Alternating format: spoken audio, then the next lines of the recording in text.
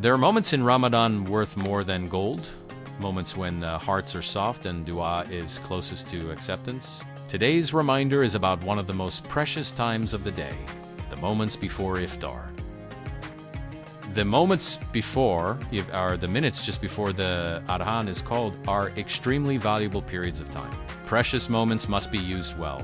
These moments should be spent in du'a, dhikr, and seeking forgiveness and mercy from Allah, because they are among the times when supplications are accepted.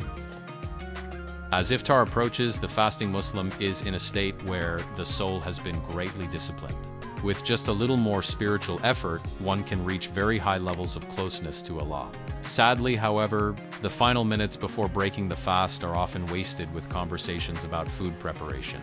Where and how ifṭār will be made are worldly matters that bring no reward and sometimes even cover up deeds that could earn reward. Why, then, do we not spend these extremely precious moments, when dua is closest to acceptance, by raising our hands in humility and sincere supplication? Recognizing these minutes as moments of complete surrender to Allah and using them accordingly stands before us as a great opportunity. The minutes before Ifṭār are not ordinary minutes, they are gateways to mercy. Do not let them pass empty. Fill them with dua, fill them with humility, fill them with remembrance. If this reminder helped you, like the video, comment below. What du'a do you make before Ifṭār? Subscribe to Light of Iman and stay with us for day 7 of 30 Ramadan 40 advices.